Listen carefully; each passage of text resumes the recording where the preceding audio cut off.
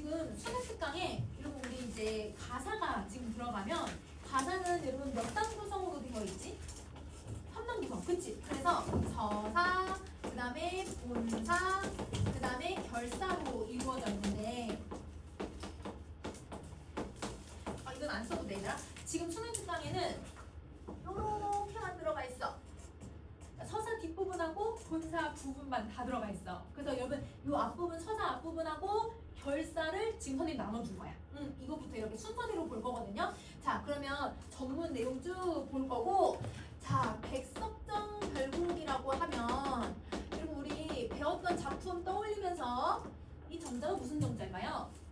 면항정 정자를 얘기하는 거거든. 그러면 이 백석정이라고 하는 정자에 대해서 화자가 얘기하려고 한다. 그러니까 면항정가랑 비슷한 부분이 있어.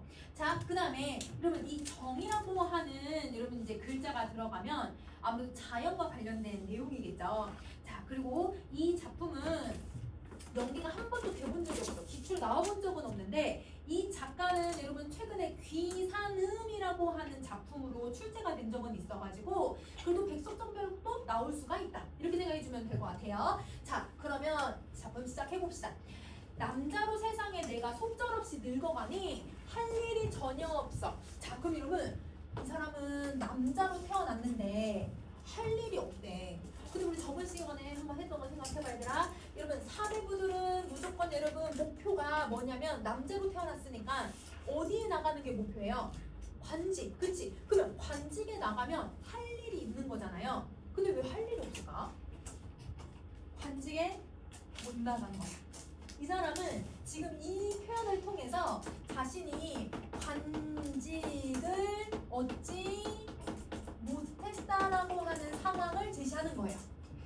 그러면 그냥 남자란 말을 안 썼다면 그냥 할 일이 없었구나 라고 생각하면 되는데, 근데 여러분 남자로 태어났는데 내가 할 일이 없다는 건 관직에 못 나갔구나. 그러면 반대로 자, 추를 하지 못했기 때문에 이 사람은 뭐만 해야 되냐면 처만 해야 되는 거거든. 자, 여러분 처가 뭐였지더라? 처는 처사, 우리 저번에 배웠던 단어 생각해봐. 은거하다. 그래서 여러분 이 사람은 자연에서 은거하는 삶을 선택을 한 거예요. 자, 그러면 할 게 없으니까 어딜 가냐면 명승지를 찾아다녔던 거예요. 그러면 여러분 명승지는 유적지 말고도 아름다운 자연 경관이 있는 곳도 여러분 명승지라고 하거든요. 그럼 여기서는 자연이라고 해석해야 조금 더 자연스러울 것 같아요. 자, 그러면 자연을 찾아다니다 보니 백석탄을 돌아들어서 풍경이 그지없다. 그럼 여러분 어디에 갔냐면 백석탄에 간 거야. 그러면 여러분 이 정자 이름이 백석정이거든? 그러면 여기에다가 정자를 지으려고 하는구나 이렇게 생각하면 되는데, 백석탄이 뭐냐면요 큰 강을 탄이라고 해요. 그러면 얘도 강이야, 강.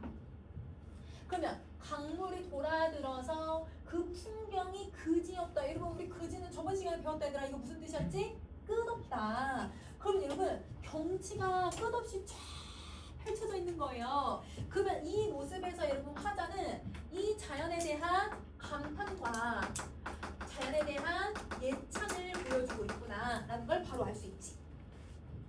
감탄과 예찬을 드러낸다.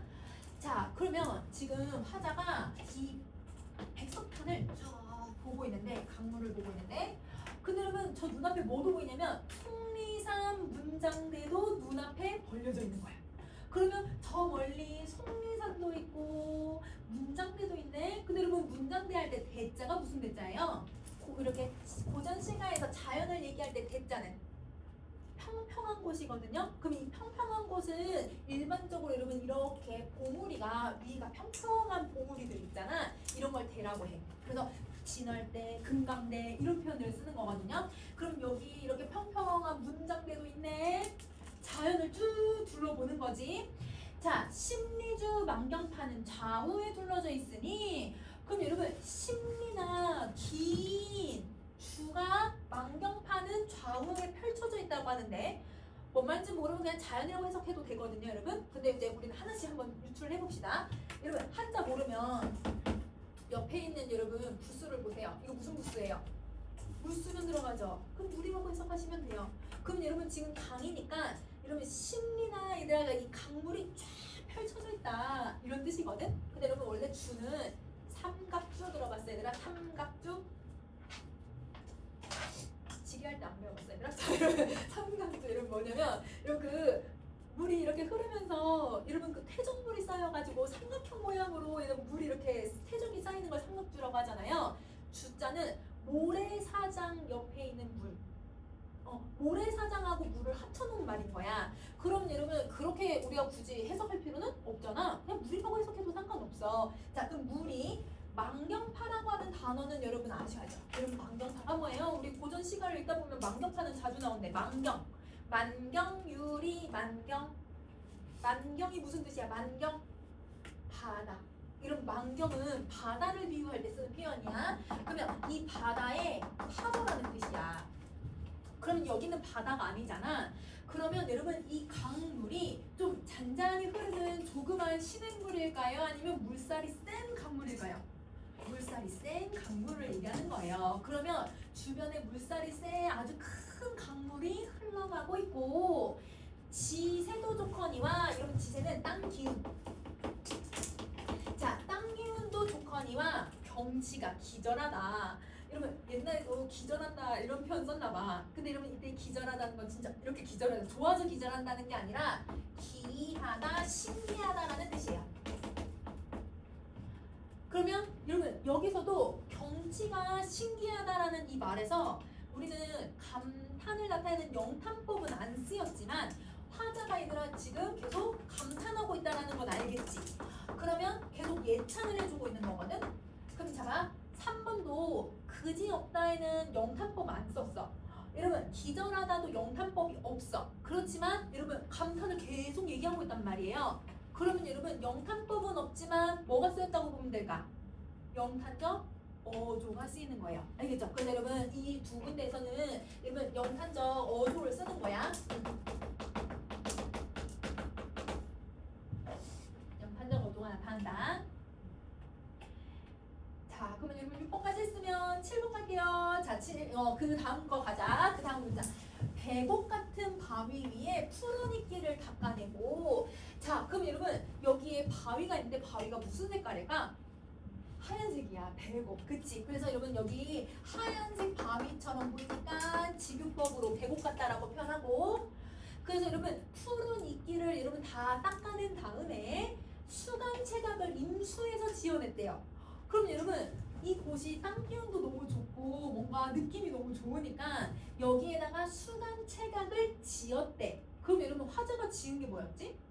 백석정을 지은 거잖아. 그럼 저기는 수간 채각이 백석정인 거예요. 그래서 여기 이렇게 화자가 여러분 이런 정자를 하나 딱 지어낸 거죠. 그러면 이 수간 채각이 바로 백석정. 자, 근데 혹시 여러분 수간모옥이란 말 들어봤을까? 수간모옥? 수간모옥은 뭘 나타내주는 단어였어? 초가지. 그치? 그러면 여러분 이 백석정은 아주 작은 정자야. 그래서 실제 올라가서 보면 다른 정자들보다 거의 반 정도밖에 안 돼. 엄청 작아. 작은 정자야. 자, 임수해서 지어냈다라는 거는 그냥 몰라도 넘어가도 되는데 그래도 우리 하나씩 다 해석할 거예요. 자, 배산임수란 말 들어봤어? 배산임수? 무슨 뜻이야? 뒤로는 산을 등지고 앞으로는 뭐가 흐르고 물이 흐르는 풍수지를 얘기하는 거지. 물을 앞에 두고 정자를 지어내니 라는 뜻이에요. 배산임수라는 뜻이에요. 자, 동정호 악양루인들 이보다 더 할 수 있겠는가? 자, 근데 여러분 질문을 했는데 이 사람은 여러분 어떤 인식을 가지고 있냐면 얘네들에다가 더 할 수가 없을 정도로 백석정이 좋다. 이런 인식인 거거든? 그러면 여러분 질문을 했는데 답이 정해져 있으니까 서리법을 쓰고 있는 거고. 자, 여러분 동정호 악양루는 여러분 고전 소설이나 아니면 고전 시가에도 나와서 여러분 혹시 그 최척전이라고 하는 기출에 나왔던 혹은 여러분 이제 1학년 2학년 때 배웠던 친구들도 있는데 최척전이라고 하는 여러분 기출에 나왔던 지문 보면 거기에서 최척이 자기 아내도 죽은 줄 알고 그 다음에 여러분 자기 자식들도 다 죽은 줄 알고 자기가 명나라로 끌려가. 그러니까 여러분 그 끌려가서 자기가 이제 그러면 신선이나 돼야겠다 하면서 동정호, 악양루 이런 곳을 유람하러 다녀요. 그러면 여러분 이건 중국에 있는 아주 절경이 뛰어난 곳이거든요. 그러면 중국에 있는 호수이고 중국에서 제일 유명한 유곽 중에 하나야. 그러면 가장 얘기할 때 이 공간의 이름을 쓰는 거야. 그러면 아름다운 경치가 있는데 이 경치에서 백석정이 더 할 수 있을까? 백석정이 저거보다 더 좋다. 이런 의미인 거야. 그러면 여러분 무슨 방법도 쓰고 있냐면 비교를 하고 있구나 라고 생각하면 되는 거지. 자, 그러면 여러분 비교하고 서리법을 써서 자기가 만든 백석정에 대해서 뭘 하고 있냐면 예찬하고. 자, 아까 위에 나왔던 예찬은 여러분 자연을 예찬했다면 여기서는 여러분 백석정을 예찬하고 자기가 백석정을 지은 거에 대한 자부심을 하고 있는 거야. 자, 그럼 여기 서사의 일부분 봤거든요. 그럼 여기까지 내용을 한번 정리해보면 여러분 어떻게 해서 백석정을 이 사람이 짓게 되었는지 그 이유가 나오고 있는 거지. 그래서 여기까지는 백석정을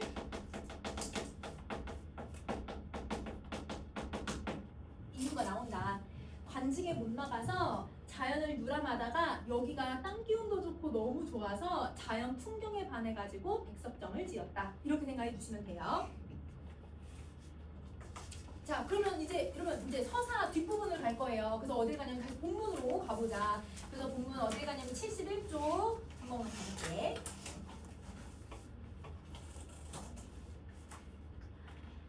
자, 여기도 이제 서사예요.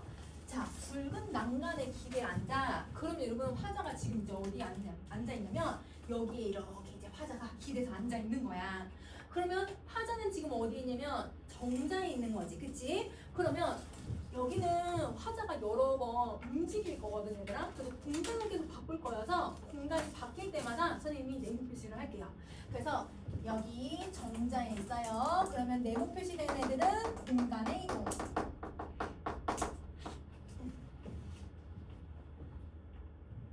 자, 이렇게 얘들아 정자에 앉아가지고 멀리 있는 거랑 가까이 있는 거를 바라보니 옥계산 밝은 달은 은촉이 되어 있고 석봉에 가는 구름은 취장이 되었구나.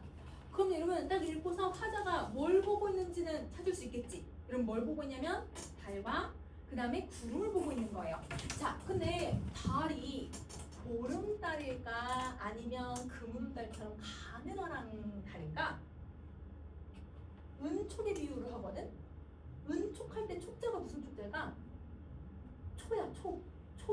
그러면 보름달처럼 둥근 애가 아니라 하늘한 달을 얘기하고 있는 거예요. 그러면 여기 은유법을 쓰고 있는데 그러면 원관념이 지금 누구냐면 달이고 보조관념은 여러분 이제 초죠. 근데 무슨 색 초? 은색깔 초. 왜 은색일까? 달이 하얘니까. 그래서 여러분 이게 은색 초를 얘기하고 있다.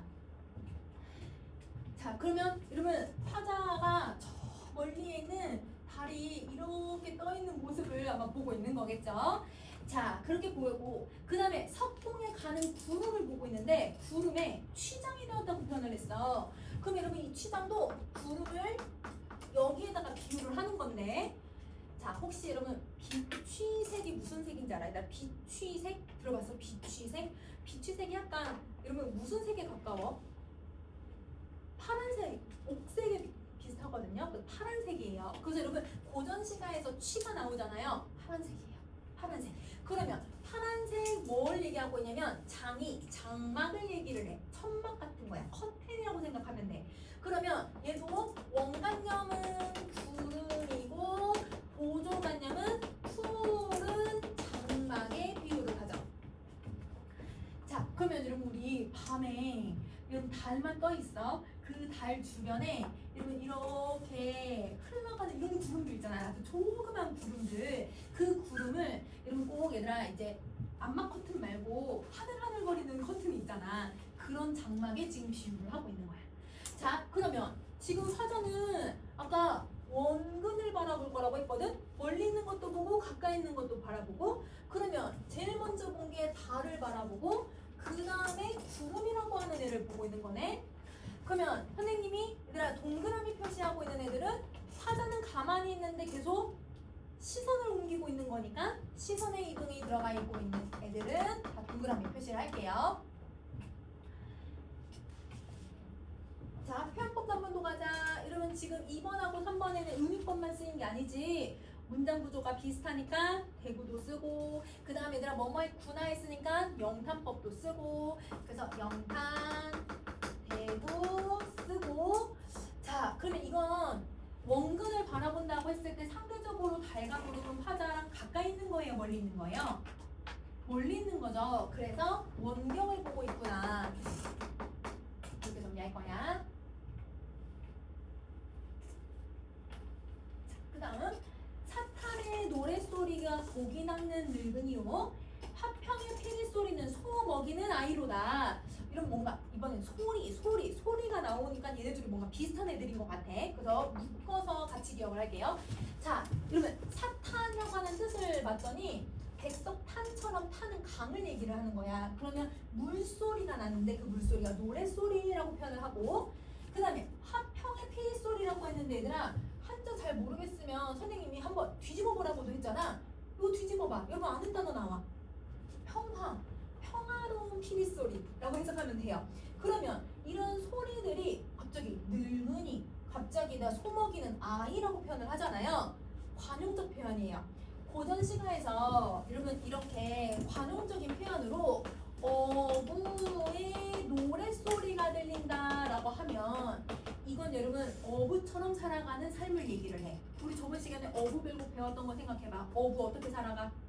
여유롭고 한가롭게 살아가잖아. 그래서 여유로운 삶을 여러분 표현하고 싶을 때 어부의 노랫소리라고 해.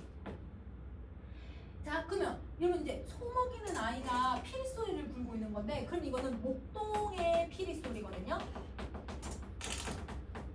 그러면 목동의 이미지, 물론 걔도 열심히 일하겠지만 여러분 우리 약간 갖고 있는 이미지는 소나 양을 그냥 풀어놓고 그냥 풀밭에 누워가지고 풀피나 이렇게 불고 있는 애들 이미지가 생각나잖아. 그러니까 옛날 사람들이 이 목동의 이미지를 딱 생각을 했을 때 사대부들은 아 되게 평화롭다, 조용하다. 그래서 얘네들은 태평성대를 상징할 때 쓰는 말이야. 그러면 화자는 지금 여러분 이렇게 달과 구름을 보면서 자연 속에 있잖아요. 이 삶 자체가 어떤 삶이다? 여유롭고 태평성대에서 살고 있는 것 같다라고 인식을 하고 있는 거야.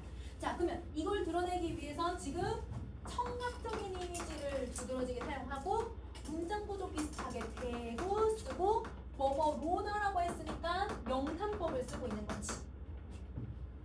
자, 이거는 여러분 들려오는 소리니까 시선의 이동이 들어가면 안 되죠. 그냥 들려오는 소리예요. 자, 그 다음에 6번하고 7번 선생님 위로 조금만 올려서 둘이 같이 볼게요. 자, 지담에 떠있는 배는 여러분 이 담자는 뒤에 또 나올 거야. 그래서 우리 기억을 해버리자. 담자 아래 뜻을 봤더니 뭐라고 되어 있냐면 연못이네.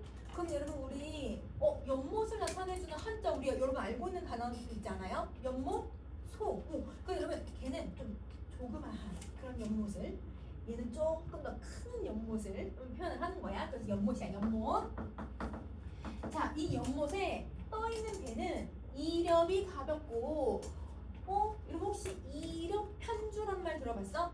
이력주란 말 들어보셨어요? 그러면 여러분 그 주자가 배주자인데, 그러면 배를 뭐에다 비유하고 있냐면 이력에다가 비유를 하고 있는 거네. 그러면 여러분 이력이 무슨 뜻일까? 나뭇잎. 낙엽할 때 엽자거든. 그러면 여러분 지금 여기 은유법을 쓰고 있는 거야. 배를 낙엽에 비유를 하고 있네요. 그러면 자, 원관념. 여러분 큰 배일까요? 작은 배일까요? 작은 배. 큰 배 같은 애야. 그래서 작은 배다 보니까 나뭇잎에다 비유를 하는 거지.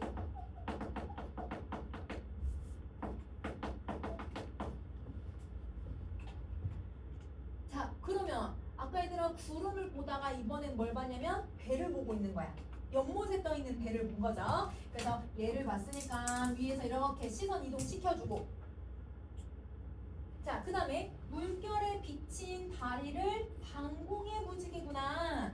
그럼 여러분 방공이 무슨 뜻이더라? 이거 지금 시프트가 계속 공자 나왔었지? 하늘, 그치? 자, 그러면 하늘에 무지개 같대. 그럼 이것도 은유법을 지금 쓰고 있는데, 자, 원관념 한번 생각해보세요. 여러분 원관념 누구예요? 다리. 근데 여러분 어떤 다리냐면 물결에 비친 다리를 얘기를 해.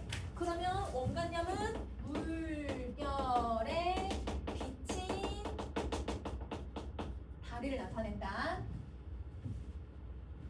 자, 그러면 화자는 여러분 여기 강도 보고는 있지만 이 강 주변에도 이런 연못 같은 게 있나 봐. 그래서 그 연못에 떠 있는 조그만 배도 한번 보고 그 연못에 얘들아 이렇게 다리도 하나 이렇게 놓여져 있나 봐요. 근데 그 다리가 놓여져서 밤에 지금 달이 떠 있는 밤이잖아. 그러니까 여러분 여기에 달빛에 이렇게 다리가 비치는 거야. 근데 여러분 밤에 혹시 바다 가거나 밤에 강물 본 적 있어요?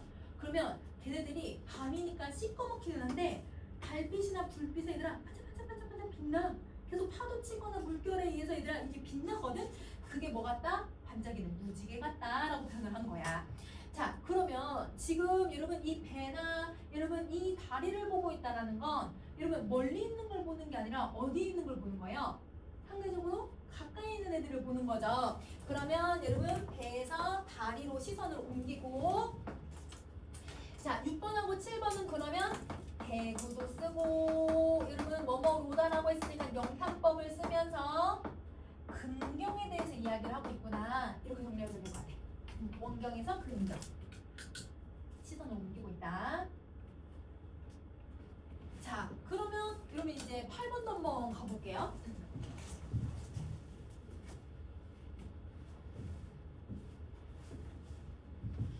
대감에 섰는 단풍? 그럼 여러분 대감이라고 했거든? 그러면 여러분 아래 뜻 안 봐도 암자는 바위잖아. 근데 바위인데 무슨 색? 흰색. 아까 우리 앞에서도 여러분 이 정자를 짓기 위해서 푸른 이끼 청소하려고 어떤 바위를 여러분 청소했지라?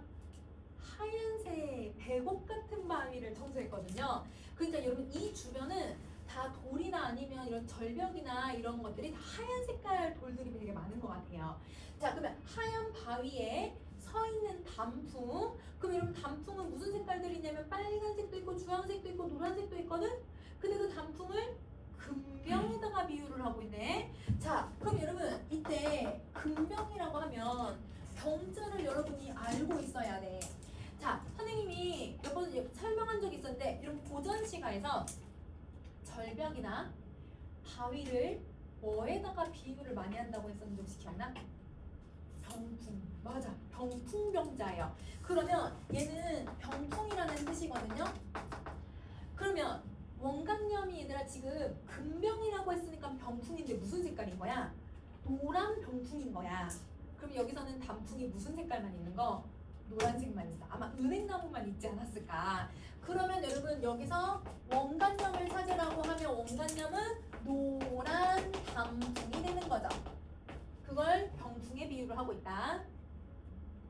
그러면 여러분 지금 흰색의 이미지하고 노란색의 이미지가 다 쓰고 있는 거 알겠지? 그래서 흰색과 노란색의 이미지가 만들어진다.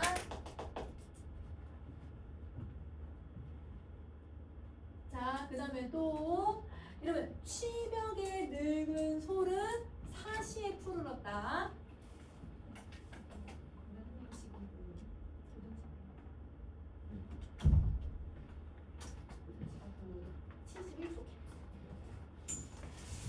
자, 여러분 진짜가 무슨 진짜라고? 비치 색깔 할 때 파란 색깔, 그치? 그러면 파란색 벽이래. 뭐냐면 절벽. 그러면 파란색 절벽에 늙은 소나무는 사계절 동안 푸르르구나. 그럼 여러분 절벽도 파란색, 그 다음에 얘들아 소나무도 파란색. 다 얘들아 지금 무슨 색을 얘기하고 있냐면 푸른색을 얘기하고 있는 거죠. 자, 그러면 여러분 이미지 상상해보세요. 하얀 바위들 사이사이에 이런 은행나무처럼 여러분 노란 여러분 이 나무들이 있고, 근데 또 옆으로는 여러분 푸른색 절벽과 푸른 나무들이 자라고 있는 거야. 그럼 여러분 세 개의 색깔, 흰색, 노란색, 푸른색이 다 도드라져 보이는 거네. 이 세 가지 색깔이 모두 다 색채 대비가 쓰이는 거예요. 그러면 여러분 흰색, 노란색도 색채 대비라고 해도 돼. 왜냐면 두 색깔이 다 도드라져 보이는 거니까. 그러면 이 세 가지 색깔들이 모두 다 색채 대비.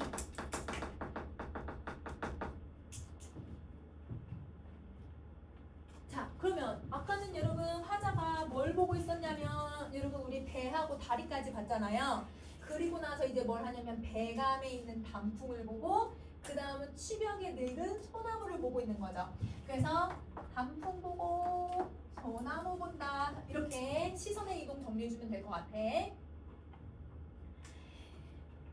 여기 9번까지가 여러분 이게 서사예요. 그러면 여러분 서사는 아까 얘들아 백석정이 어떻게 만들어졌는지 이유가 얘들아 어떤 연유로 만들었는지 이유가 들어가기도 했고 그 다음에 여기는 백석정에서 바라본 주변 풍경을 지금 묘사를 해주고 있는 거잖아. 그래서 이 서사는 백석정 주변의 풍경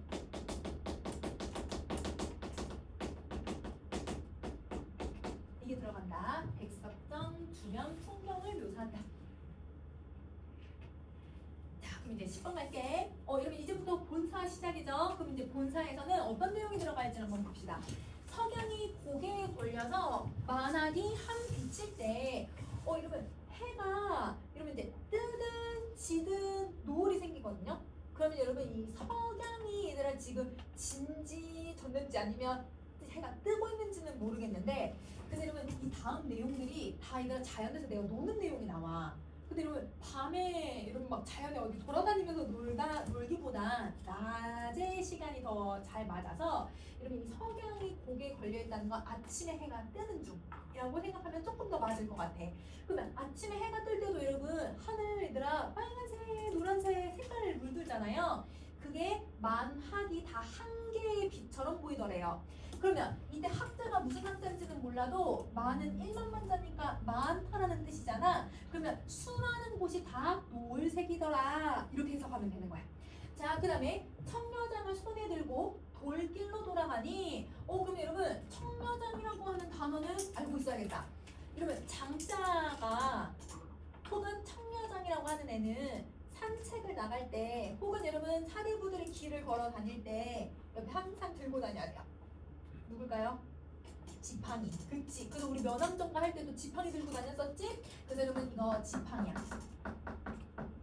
그러면 여러분 지팡이를 손에 들고 돌길로 돌아 들어갔는데 아까는 여러분 어디 앉아 있었냐면 붉은 난간이라고 하는 정자에 앉아 있었는데 이제 어디 가냐면 돌길을 걸어가고 있네. 그러면 공간 이동하죠. 돌길로 돌아가니 자, 철쭉과 살구꽃은 바람에 흩날리고 둔더위의 버들가지가 냇가에 푸르렀구나. 자, 그럼 여러분 철쭉 언제 펴요? 봄. 살구꽃 언제 펴요? 봄에. 여러분 복숭아꽃이 필 때. 그러면 여러분 얘네들은 모두 다 봄이라고 하는 계절을 환기시켜주는 애들인 거야. 그래서 봄의 계절을 나타내고 아까는 여러분 단풍이 여러분 이제 가을을 얘기하기도 하지만 그럼 계절은 얘는 계절의 흐름이라기보다는 그냥 자연의 일부들을 다 보여주고 있다고 생각하면 될 것 같아. 자, 그 다음에 둔더 고개 위에 뭐도 버들가지도 그럼 여러분 이 버들나무니까 여러분 이것도 봄의 이미지를 나타내죠. 냇가에 푸르렀구나. 자, 그러면 여기서 우리 색깔을 한번 찾아보자. 여러분 철쭉 무슨 색깔이야? 붉은색, 약간 자주색, 붉은색인데 우리 옛날에 다 붉은색이라고 표현을 했으니까 붉은색. 살구꽃은 여러분 복숭아꽃처럼 분홍색인데 옛날에는 분홍색을 다 붉은색이라고 표현을 했으니까 얘는 붉은색의 이미지를 가지고 있네요. 자, 그 다음에 버들가지는 금방 파랗다라고 표현을 했으니까 얘는 푸른색의 이미지를 갖고 있는 거네. 그러면 지금 여기서 얘는 뭘 하고 있냐면 색채를 대비를 시키고 있는 거야. 색채 대비를 사용한다. 자, 그 다음에 이제 14번 갈게. 1흥을 못 이겨. 여러분 1흥을 못 이긴다라고 했을 때 여러분 이 1흥이 뭐예요? 1흥. 한 가지의 흥. 이거는 흥취야, 흥취. 내 흥취가 계속 못 이길 정도로 고조가 되고 있대. 여러분 내 이 흥취를 고조시켜주는 애가 누굴까요?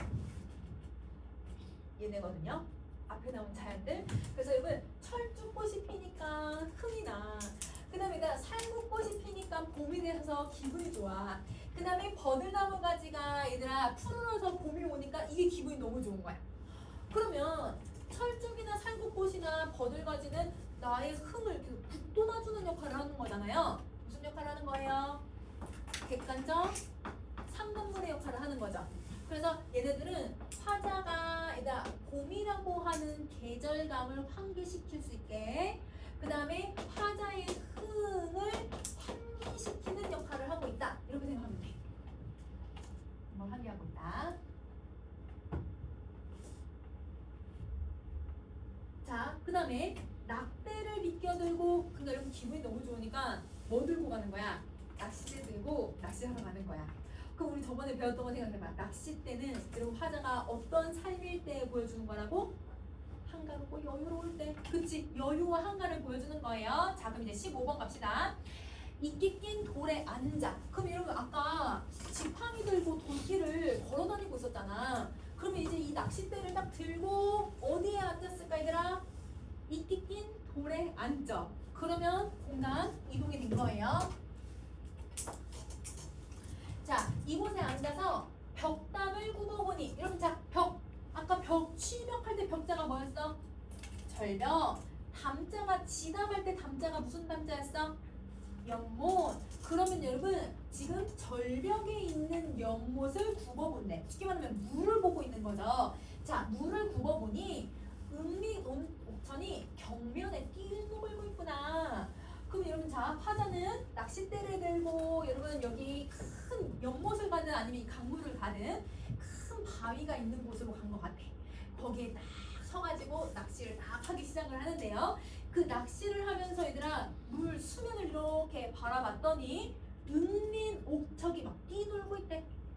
그러면 이때 은린 옥척이 뭔지는 모르겠지만 여러분 문맥적인 의미에서 여러분 강가에서 뛰놀고 있는 애들이 뭘까요? 물고기. 그렇지, 얘가 물고기야. 물고기. 물고기가 뛰놀고 있다. 자, 근데 여러분 이 물고기 크기가 얘들아 옥척이라고 했거든? 그러면 이런 척이 거의 30cm 정도가 돼요. 그러니까 이만한 막 인어 같은 애들이 막 뛰놀고 있다라는 거야. 자, 근데 여기서 그러면 어떤 이미지가 나타나냐면 물고기가 그냥 이렇게 천천히 얘들아 이렇게 헤엄치는 게 아니라 이러면서 모든 물고기들이 뛰어놀고 있잖아. 그러면 어떤 이미지가 만들어지냐면 역동적인 이미지를 만들어내. 자, 그럼 이 역동적인 이미지는 봄이라고 하는 계절감과 그 다음에 물고기가 뛰노는 역동적 이미지가 만나서 어떤 걸 형성하냐면 생동감을 만들고 있구나. 그래서 여기선 생동감. 자, 그 다음에 하나 더. 여러분 이 물고기 크기가 뭐 송사리처럼 이렇게 조그만 애가 아니에요. 엄청 큰 애들이잖아요. 그 큰 애들이 얘들아 지금 쭉 깔려 있어요. 그래서 이걸 뭐라고 하냐면 풍요롭다라고 얘기를 해. 그러면 우리가 혹시 강호사시가라는 작품 본 적 있지? 강호사시가 그게 총 4연으로 되어 있어서 봄, 여름, 가을, 겨울 나오는데 여러분 봄에 화자가 낚시하러 가서 금린어를 잡아요. 금린어. 근데 여러분 이 금린어가 저기는 누구랑 의미가 비슷한 것 같아? 은린, 물고기 저거랑 비슷한 것 같지? 여러분 민자가 혹시 영민이 무슨 뜻인지 알아? 영민? 용의 비늘. 여러분 용의 비늘이란 뜻이거든요. 민자가 금으로 된 비늘 이런 뜻이야. 물고기의 비늘을 얘기하는 건데 그러면 여러분 이 금민어가 이만한 애가 봄에 막 이렇게 헤엄치고 있으니까 그걸 잡아서 안주 삼아서 먹어야지 라고 하는 내용이 나와요. 그러면 그걸 풍요롭다고 해요. 그 시에서도. 그러면 가을만 풍요로운 이미지를 갖고 있는 게 아니라 이렇게 물고기가 크고 이러면 봄에 얘들아 얘네들이 막 생동감 있게 이렇게 날아다닌다. 이렇게 노는 모습을 보는 게 그것도 풍요가 된다라고 생각을 해주면 돼. 알겠지? 자, 그러면 여기 또 이제 편반 하나 더 가자. 여러분 경면이라고 했거든? 그러면 여기서 경자가 혹시 무슨 경자일까 얘들아? 거울이야. 맞아. 그러면 여러분 거울이라고 하는 애가 나오는데 우리 고전 시간에서 여러분 했었죠. 여러분 물을 거울에 비유하는 경우들이 많다고. 그러면 여기는 여러분 은유법을 쓰고 있는데 자 원관점이 뭐냐면 그럼 여러분 물 수면을 거울에 비유한 거야. 그럼 여러분 더러운 물을 얘기하는 걸까? 깨끗한 물을 얘기하는 걸까? 깨끗한 물. 그 다음에 여러분 잔잔한 수면일까요? 물살이 거센 애를 얘기하는 걸까요? 잔잔하게 거울처럼 매끈한 모습. 그래서 여러분 여기서는 두 가지, 잔잔하고 깨끗한 수면이 드러나는 거야. 잔잔하고 깨끗한 수면. 자, 그러면 화자는 여러분 이 아름다웠고 깨끗하고 이런 잔잔한 수면에서 뛰어노는 물고기를 보면서 풍요로움과 생동감을 느끼고 있다라고 생각하면 되는 거죠. 자, 낚싯줄에 오른 고기가 난간 위에 올려놓고 오히려 물고기 잡았나 봐. 낚시딱 하나 하고 비늘을 긁어내서 넓은 돌에다가 회 쳐놓고 여러분 그 자리에서 바로 회를 쳐서 먹는 거네. 자, 연잎에 빚은 술을 아이에게 가지고 오게 하니 그럼 여러분 회에다가 소주? 아 이게 제일 최고죠 여러분. 그럼 여러분 술을 마시고 있잖아.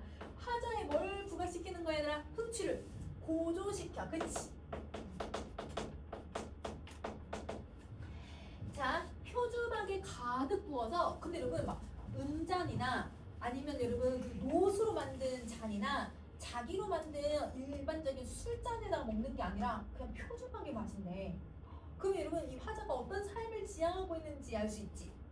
소박한 삶. 그래서 화자는 소박한 삶을 지향하고 있고, 자 반취했다라는 건 여러분 술이 이제 표주박이 이만하니까 이만한 여러분 술잔에다가 술을 가득 부어가지고 계속 연거푸 마셨으니까 당연히 취하죠. 그래서 반쯤 취해서라는 뜻이야. 반쯤 취해 누워 있으니 공명을 다 잊었고 부귀인들 부러워하지 않는다. 근데 여러분 속세 가치가 생각이 안 나는 거야. 그러면 속세 가치를 나타내고 있으니까 다 세모 표시를 해버릴까?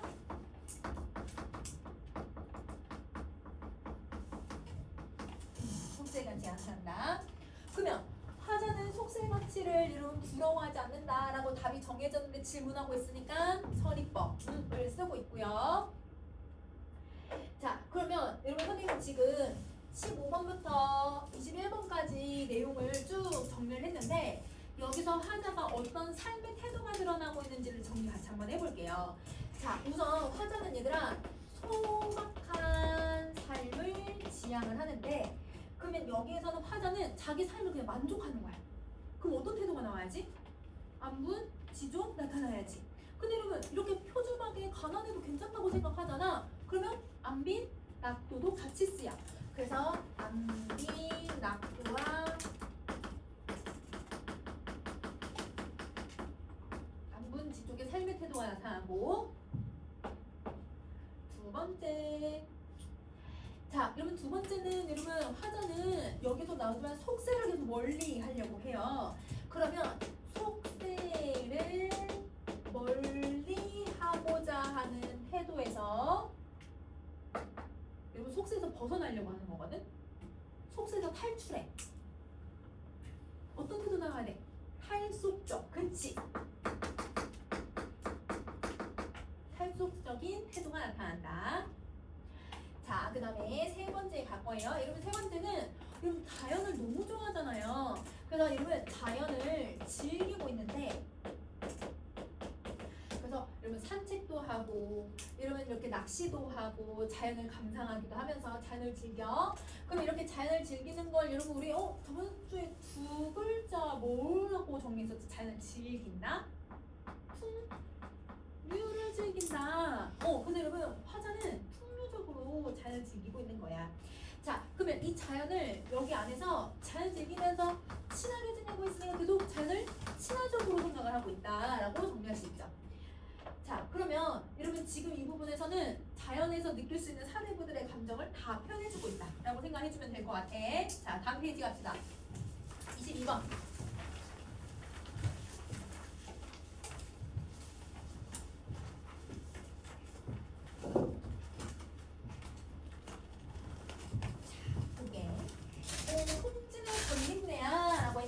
그러면 여러분 여기서 홍지는 세속적 가치를 갖고 있는 거잖아요. 그래서 여기도 세모표시 할게요. 세모표시하고 자, 이 번님네야 이 세계를 비웃지 마라. 그러면 속세에 사는 사람들은 자연의 가치를 모르니까 나를 어떻게 하고 있어 얘들아? 비웃는다라고 생각하는 거지. 자, 일신이 한가하여. 여러분 일신이 무슨 뜻이었어? 일신 내 몸이니까 약간 나지. 화자지 화자. 나는 한가해서 고요하게 거니니. 그럼 여러분 이 사람은 자연에서 고요하게 거닐면서 여러분 산책을 하고 있다는 거예요. 자연을 즐기며 산책도 하고. 화평한 풍미를 누가 아니 부러워하겠니? 자, 여러분 화평이 아까 무슨 뜻이었더라? 평화로운 여러분 맛이거든? 이때 맛은 미각을 얘기하는 걸까? 아니죠. 진정한 맛. 이럴 때 쓰는 표현이거든? 그럼 맛은 뭔가 좋은 가치를 가지고 있을 때 비유하는 표현이잖아. 그래서 얘는 평화로운 어떤 가치를, 즉 자연에서의 가치를 누가 안 부러워하겠니? 누구나 다 부러워할 거야 라는 얘기죠. 그러면 답이 정해졌으니까 여러분 서리법을 쓰고 있네. 자, 서리법만 쓰는 게 아니라 여러분 계속 이 번님네한테 이런 웃지 말라라고 말을 건네는 방식일 수도 있는 거거든요. 자, 그러면 여기에서 화자는 어떤 태도를 가지고 있냐면 너네 이 자연의 가치를 너네 다 부러워할 거야. 안 부러워할 사람 없을 정도로 자연의 가치가 최고야. 자기 삶에 대해서 자랑을 하는 거야. 여러분 자랑하면 자부심이에요. 자신의 자부심도 들어가고 또 하나 더. 여러분 저 번님네들은 자연의 가치를 알아요 몰라요? 모르는 사람들이지. 그 모르는 사람들을 뭐 하고 싶은 걸까? 비판하고 싶어. 그래서 여기서는 여러분 저 번님네들을 비판하는 태도도 가지고 있다. 자, 근데 이제 25번 갈게. 삼척오동 검은고를 무릎 위에 올려놓고, 그러면 여러분 이제 이 자연에서 여러분 화자가 자연에 딱 앉아가지고 이렇게 검은고 하나를 연주하려고 하나 봐요. 자, 그러면 이 검은고는 악기잖아요. 고전 시가에서 악기는 두 가지 기능을 가져요. 흥취를 고조하거나 근심을 해소하거나. 그럼 여기서는 근심을 해소할 일이 없겠지. 그러면 이것도 흥취를 고조시키는 단어. 흥취 고조. 자, 여러분 검은고 연주해. 근데 검은고 연주하면서 여러분 유수고산을 줄줄이 희롱한데, 유수고산에서 여러분 뜻 그대로 한자 읽을 수 있을 것 같아. 물과 산을 희롱한대요. 그럼 우리 일반적으로 희롱한다고 하면 긍정적인 말이에요, 부정적인 말이에요? 부정적인 표현이잖아요. 근데 여러분 여기서는 이게 부정적으로 해석하시면 안 돼요. 자, 여러분 이게 무슨 뜻이냐면 화자가 자연에서 악기를 연주하고 있잖아. 그러니까 여러분 저 산을 보면서도 악기를 연주하고, 여러분 이 물을 보면서도 악기를 연주하고, 달이나 이런 자연들을 보면서 악기를 연주하는 거야. 그러니까 자연과 함께 놀고 있다 이런 의미인 거거든. 그러면 이 희롱하다라는 건 부정적인 의미가 아니라 긍정적인 의미지. 자연과 함께 놀고 있다라는 뜻이야.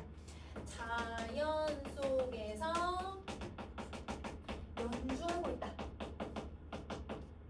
이거죠. 그러면 화자가 자연에서 자연을 희롱하듯이 이러면 악기를 재미지게 연주하고 있다 이렇게 해석하면 돼.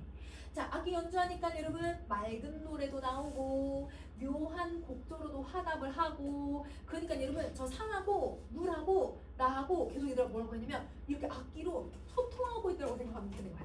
약간 어떤 느낌일 거냐면 화자가 자연에서 악기를 연주하면, 근데 여러분 산 같은 데서는 메아리 쳐서 다 돌아오잖아요 소리가. 그러니까 자기가 연주한 소리가 이렇게 돌아오고 그게 산이 나한테 화답하는 것처럼 느껴진다라고 생각해도 될 것 같아. 그러면 악기를 연주하는 그 모습을 표현하고 있다. 자, 공중에 떠있는 소리. 그럼 이 소리도 여러분 그러면 검은고 소리겠죠. 자기가 연주하는 검은고 소리가 신선이 논이는 듯이라고 얘기를 해. 그럼 여기 뭐뭐 하듯이라고 했으니까 지금법이겠네. 그러면 자신의 얘들아 원간역 검은고 소리를 신선 같다라고 표현한 거예요. 그럼 여러분 신선의 이미지는 뭔가 얘들아 막 빠른 비트를 얘기하는 걸까?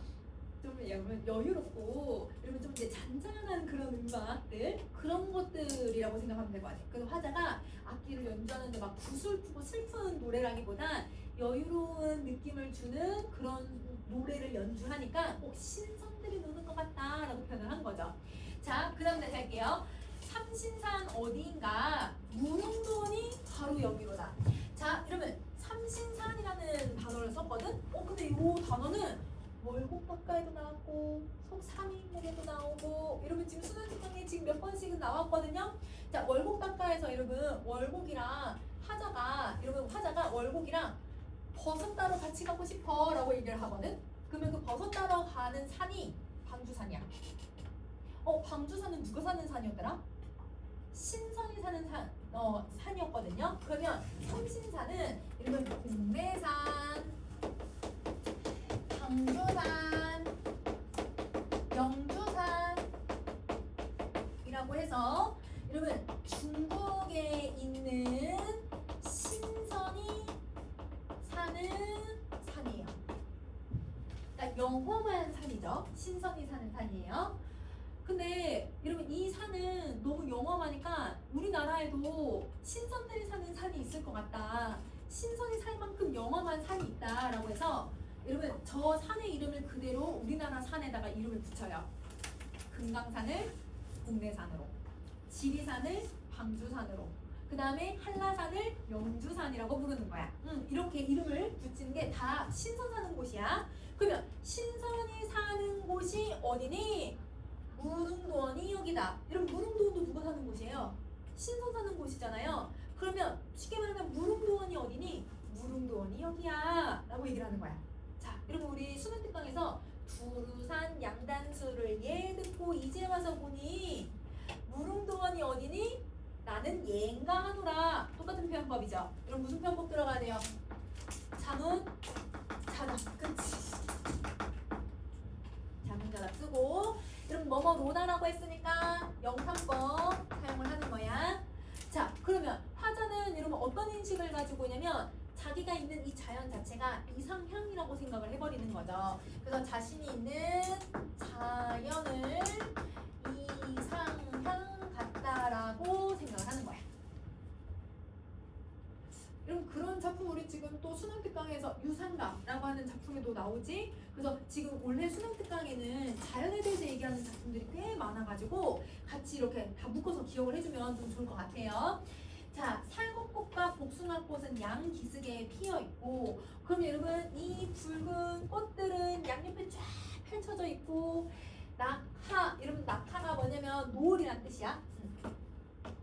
노을과 외로운 따오기는 조모에, 여러분 조모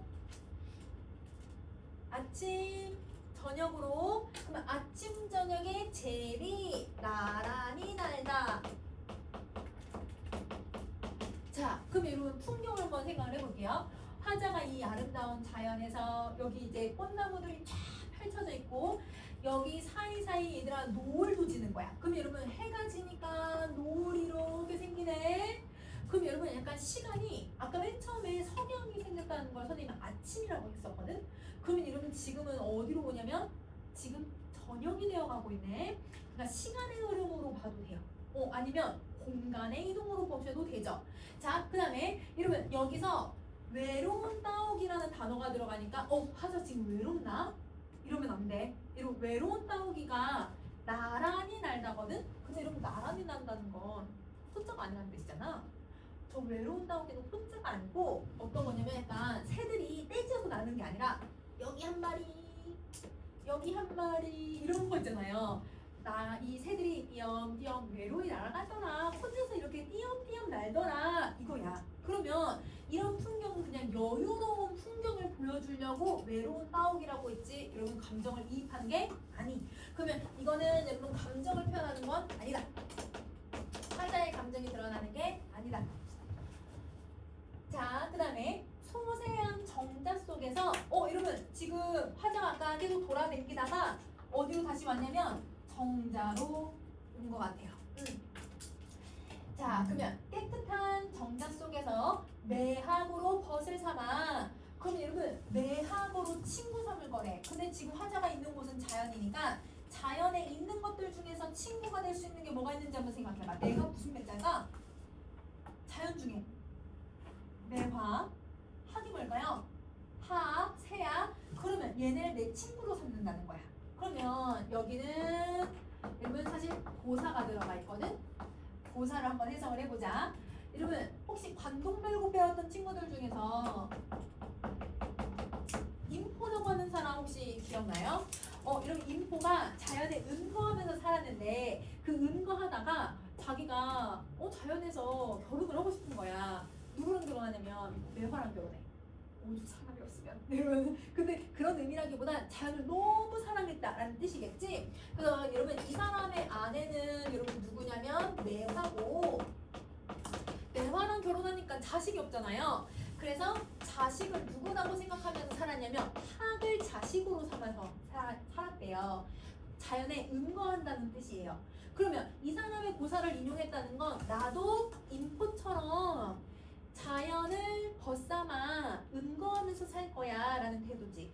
그러면 여기서 여러분 우리 태도 자연 친화적인 태도와 자연과 함께 하나가 되어서 합인해서 살고 있구나 라는 걸 보여주는 거죠. 자 33번 갈게요. 여러분 연화라는 단어 여러분 알죠? 여러분 연화가 무슨 뜻이었지? 안개, 노을, 그치? 그러면 안개와 노을로 기억을 해도 되지만 여러분 이거는 두 개의 자연물이 들어갔으니까 자연. 그러면 자연에서 병이 생겼대. 그러면 이제 화재가 아파서 죽는 건가? 그게 아니라 자연을 너무 사랑해서 상사병이 걸린 거잖아요. 그러면 자연에서 병이 들었다는 걸 여러분 이걸 한자성어로 두 개 뭐라고 해? 연화고질 천서고황. 그치? 여러분 천서고황 연화고질 이렇게 얘기할 거야. 그러면 자연에 상사병이 생긴 거죠.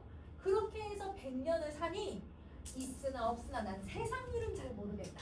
그럼 또 얘기해. 난 세상 일에 관심이 없다. 그러면 속세에는 관심 없이 화자가 살아가죠. 그러면 여기서 여러분 자기는 속세를 벗어났다고 했잖아. 그러면 여러분 이 탈속적인 태도는 계속 가지고 가고 있다 라고 생각해주면 될 것 같아. 여기까지가 본사야. 여기까지가 본사.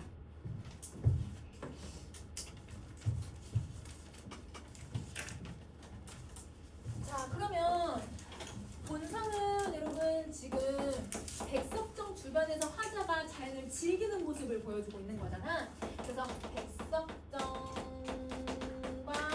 그 주변에서 자연을 즐김.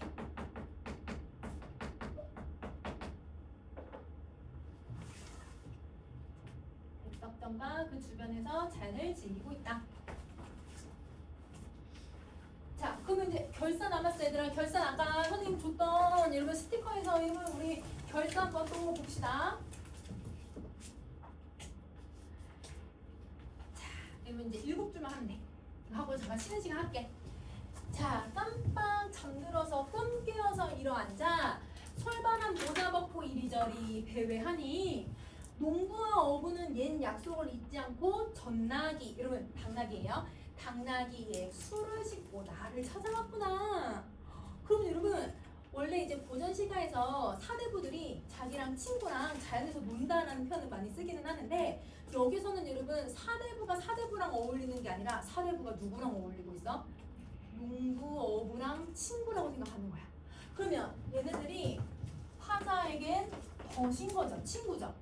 자, 이 친구들이 여러분 나랑 같이 자연을 즐겨주려고 뭐 갖고 왔어 얘들아? 술을 갖고 왔네. 그러면 여러분 또 술을 마시고 있으니까 이게 또 흥취를 고조시키는 거. 자, 그러면 술 마시면서 친구들이랑 놀고 있잖아. 자연에서 이렇게 놀고 있으니까 여기 아까 자연을 즐긴다를 뭐라고 한다고? 풍류. 풍류를 즐기고 있는 상황인 거예요.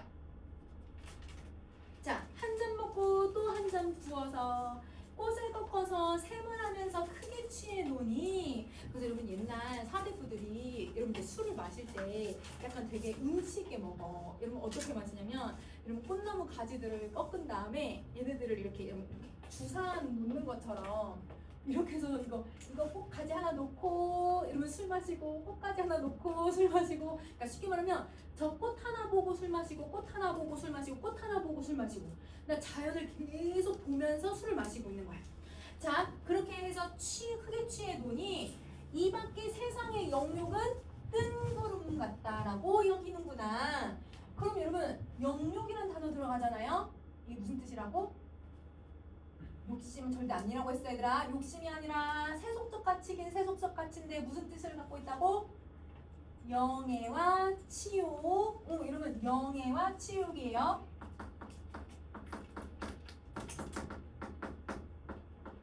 자, 이러면 영예는 명예로운 거. 내가 얘들아 명예로운 거. 치욕은 부끄러운 거. 라는 뜻이야. 그럼 어차피 세속적 가치야. 근데 그러면 세속적 가치인데 절대 욕심이라고만 안 해석하면 돼. 자, 세속적 가치는 뜬구름이다. 자, A는 뜬구름. 이러면 무슨 표현법 들어가냐면 은유법을 쓰거든. 자, 이러면 이 뜬구름 같다라고 생각하면 화자가 얘들아 지금 두 가지의 태도를 가지고 있는 거야. 자, 첫 번째. 이러면 세상 일은 뜬구름 같다라는 건 뜬구름을 여러분 잡을 수 있어요, 없어요? 뜬구름 잡을 수가 없죠. 그러니까 이건 허무한 것들. 그러니까 실질적인 게 아닌 거지. 그래서 이러면 세상 일은 허무한 것이다라고 인식을 하는 거야. 그러면 이 세상 일에 대해서는 여러분 덧없다라는 감정을 느낄 거기 때문에 그러면 여러분 덧없는 걸 우리는 뭐라고 하죠? 인생무상, 무상이라고 하죠. 그래서 여기서는 무상감을 느끼는 거예요. 이게 첫 번째. 자, 그 다음에 화자는 여러분 세상 일을 계속 멀리하겠다는 걸 총 3번이나 얘기를 해요. 그러면 계속 반복적으로 세상 일을 멀리하겠다라고 얘기를 하고 있으니까 이 세상 일을 멀리하겠다라고 하는 어떤 태도를 갖고 있냐면 의지를 가지고 있구나. 그래서 여러분 여기서는 이 무상감과 새 의지는 뜬구름과 관련된 세속적인 일을 얘기하고 있다라고 생각해주면 될 것 같아. 여기까지가 결사야. 자, 그러면 여러분 우리 어딜 가냐면 여러분 73쪽에 꼭 기억할 내용이 있거든요. 자, 거기다가 정리 하나 합시다. 73쪽 꼭 기억할 내용에 자연을 사대부가 즐기는 방식을 정리해 볼게요. 사대부들이 자연을 즐기는 방식. 자, 여러분 첫 번째, 여러분 정자에 앉아가지고 막 자연을 멀리 있는 거랑 가까이 있는 거랑 막 감상을 했잖아. 여러분 자연을 즐기는 방식 중에 하나가 자연을 이렇게 감상하는 거예요. 자, 근데 여러분 선생님이 이제 고전 시가 선지에서 천천히 자연을 감상한다라는 걸 선지에서 어떤 단어로 표현할 수 있다고 했었더라? 완상, 그렇지. 이러면 천천히 감상하다. 완상적 태도를 갖고 있는 거야. 자, 그 다음에 두 번째. 이러면 지팡이 들고 돌길을 걸었거든. 혹은 아까 얘들아 고요히 거닐면서 이런 표현들 썼거든요. 산책을 하는 거죠. 그러면 자연을 이렇게 산책하고 있으면 대놓고 산책한다라고 하지 않고 고전 시가에서는 이런 표현을 써. 소요. 소요. 자, 그러면 여러분 이 소요라는 단어를 쓸 때도 있고요. 소요, 음영이라고 쓰기도 하거든요. 여러분 소요가 산책하다라는 뜻이고 음영은 음미하다예요. 뭘 음미하냐면 자연을 음미하면서 산책하다 이거야. 자, 혹은 여러분 한자 나오면 잘 모르겠으면 어떻게 해보라고? 앞뒤를 돌려보라고. 이러면 어떻게? 음미하다, 천천히 걷다. 그럼 여러분 음미하면서 천천히 걷다 이런 단어들은 여러분 모두 다 산책하고 자연을 즐기는 단어들이야. 자, 그 다음에 세 번째 갈게요. 여러분 뭘 했냐면 낚싯대를 들고 가서 낚시를 했잖아요. 그러니까 이 낚시는 화자가 정말 여유롭고 한가로운 걸 보여주는 거고, 여러분 이 낚시로 물고기 잡아서 회친 다음에 뭐 해 먹었어? 술과 음식을 가지고서도 자연을 즐기죠. 자, 다섯 번째. 여러분 뭐도 연주하기도 했어? 악기, 건국, 그치? 악기를 연주하기도 하고. 자, 마지막. 여러분 혼자만 즐기는 게 아니라 법과 교류를 하네요. 자, 그러면 여러분 자연을 즐기는 방식은 사대부들이 여러분 여기 딱 하나 빼고 거의 대부분 다 나왔어. 하나 뭐 봤냐면 여러분 책 읽는 거. 여러분 독서 빼고 지금 다 나왔거든? 근데 이 사람도 사대부가 이렇게 자연을 즐기고 있구나 라고 생각해주면 돼요. 이런 단어들이 나오면 풍류적이구나 라고 생각해주면 되는 거야. 알겠지? 그러면 여러분 잠깐 쉬고 한번 해보자.